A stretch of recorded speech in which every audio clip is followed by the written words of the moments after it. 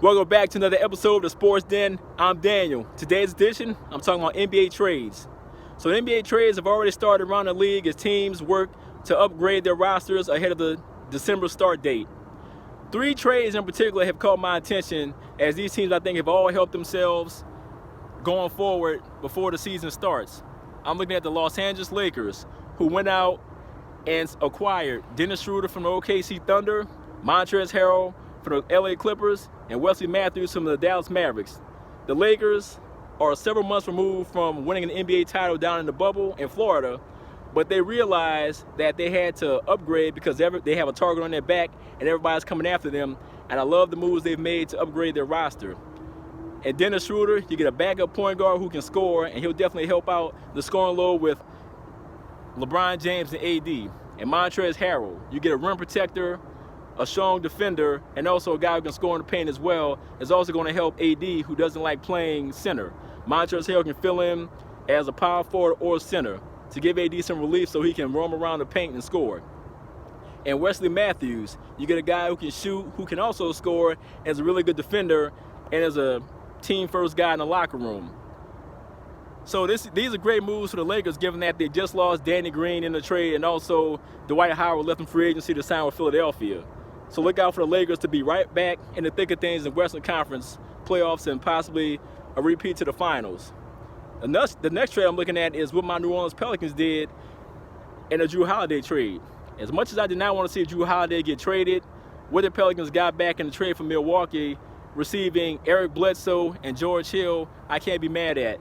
Because the fact that Jrue Holiday still had over $30+ million left on his contract, you get to some salary cap relief while also getting 2 guards in George Hill and Eric Bledsoe, who can provide a scoring punch and also a veteran presence in a young Pelicans locker room that has a great young nucleus featuring Zion Williamson, Brandon Ingram, and Lonzo Ball. Another move that happened in that multi-team trade for Jrue Holiday was the Pelicans getting Steven Adams, which is probably one of my favorite moves as well. Steven Adams is a legit center who can rebound, who can defend, and is a decent free throw shooter for a big man. And the fact that the Pelicans have been trying to find an answer at center the past couple of years, Steven Adams is definitely going to solidify that front court as well and will provide much needed defense for a Pelicans team that struggled both defensively and had turnover issues.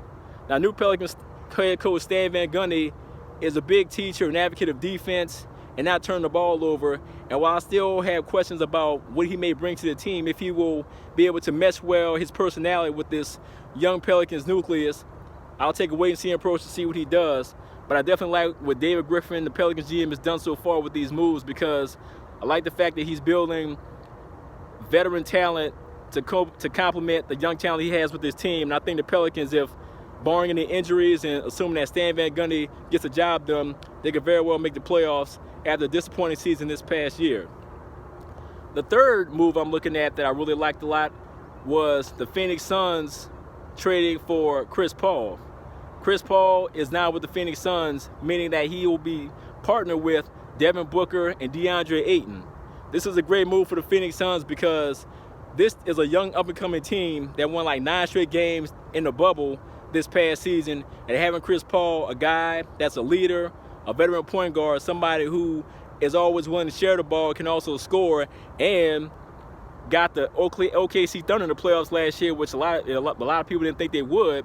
Chris Paul comes to an up-and-coming team on the rise and also gets to reunite with Suns head coach Monty Williams, because if you guys recall, Chris Paul was with Monty Williams in New Orleans before Monty Williams was unceremoniously fired, and now Chris Paul and these guys get to reunite. And I think that Monty Williams' influence plus Chris Paul's influence will help propel this Phoenix Suns team into the playoffs. And don't undersell the fact that Devin Booker will also benefit from having a guy like Chris Paul to help elevate his game even more, because Devin Booker is already a bona fide superstar and is only going to get better because this guy's like 24 years old. And also DeAndre Ayton is an up-and-coming star as well, and having a guy like Chris Paul there to help elevate their games as well, in addition to the other young talent on that team for Phoenix, including Justin Jefferson, Chris Paul will definitely help them a lot. So I also look forward for the Phoenix Suns to make the playoffs as well, because the Western Conference is already loaded But the Phoenix Suns definitely have a legitimate shot this year to get into the playoffs, because when you think about it, you don't know what's going to happen with the Blazers. The Warriors is a question mark with the injury to Klay Thompson, who's out for the year with a torn Achilles, and that means it's going to be even more pressure on Steph Curry. And they also drafted, the Warriors did, James Wiseman, but obviously he's a young player, it's going to take time to develop.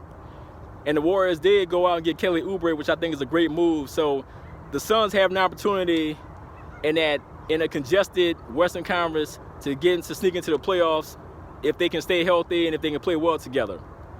So I want to know from you guys out there, so far with the NBA trades, which one has been your favorite, and what would you like to see your team do in the trades going forward before the season?